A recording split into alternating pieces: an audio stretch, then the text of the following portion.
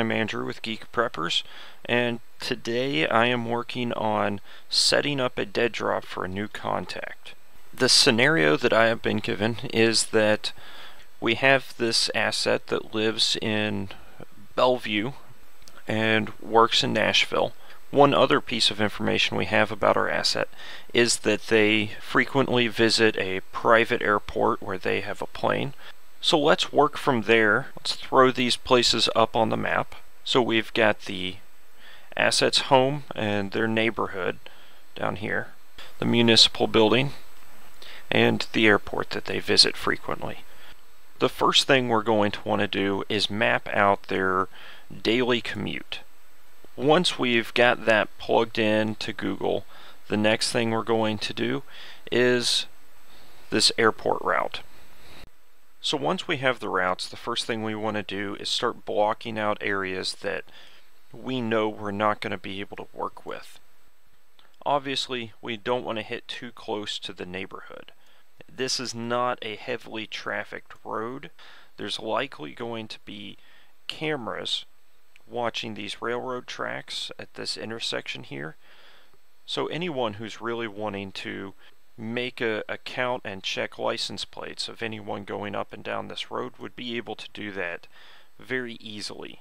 With neighborhoods and areas like that, the people going through it are going to be residents. So you're going to see the same license plates going in and out. So finding outliers should be fairly simple. So when you're considering counter surveillance, you have to think about what you would be doing and what you would be able to do for surveillance. So the next thing that we're going to do is block out all of this. So the reason I've done this is all dense urban area. That makes tradecraft much more difficult. That's not going to be an ideal condition to perform tradecraft. Of course, if you have to, there are things we can do to make it happen, but generally we aren't going to volunteer to make our jobs harder for ourselves. Now let's look at this other route.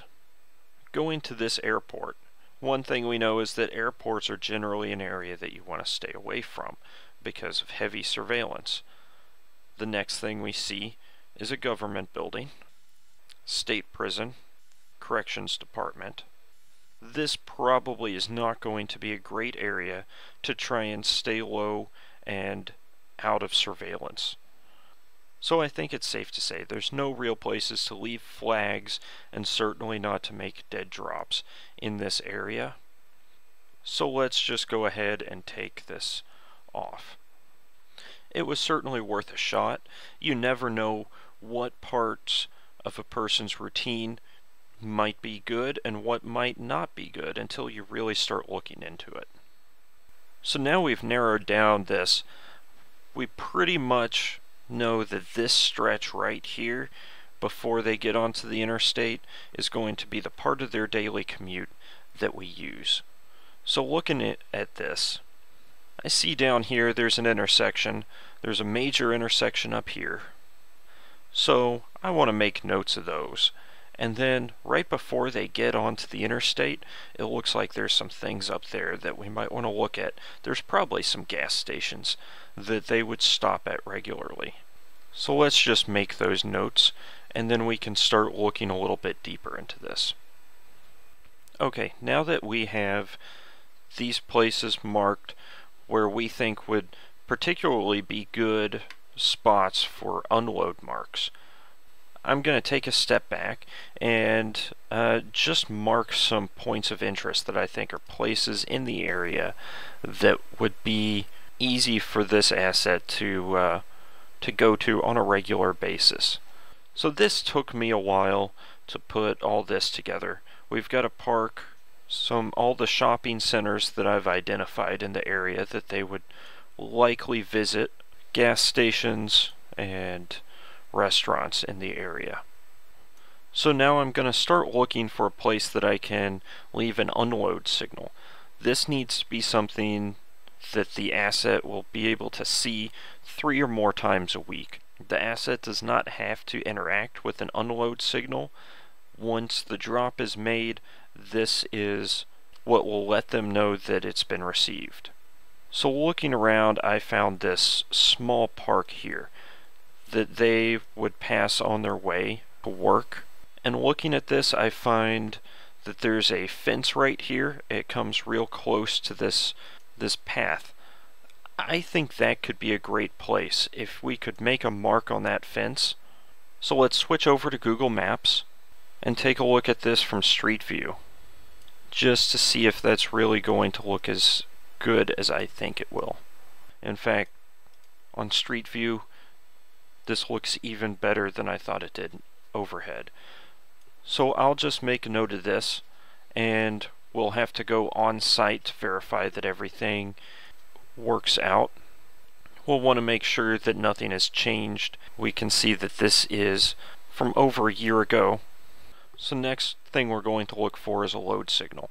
The load signal needs to be easy to access by the asset.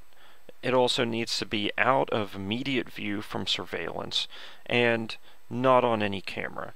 So what that means is they need to be able to kind of get in and out without being seen, even if they are seen going into an area that this would be a blind spot to surveillance for a minute or two.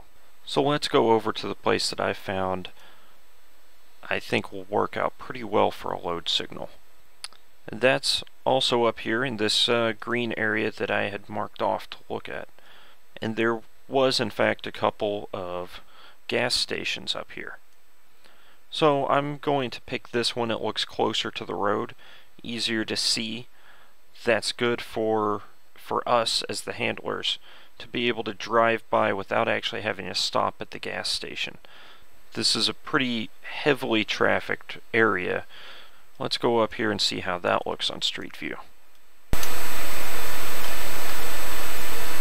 Okay, I don't immediately see any places that I think would be great and visible from the road to make marks, other than right here at the gas pump itself. This is going to be under video surveillance, and that makes things a little bit more difficult.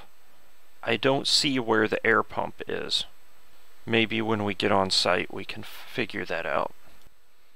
Now the last place I need to find is the location for the actual dead drop. Now this took me a while to find, but what I finally ended up looking at is over here. There's some parking lots. While you can't see it from an overhead view, when I got onto Street View I noticed something. So let's take a look. Wandering around here in Street View, I noticed that there's a hill here. So there's a good elevation gain between the restaurants up the hill and this parking lot down here. There's a lot more coverage than I was expecting to see, and what I'm really interested in is this right here.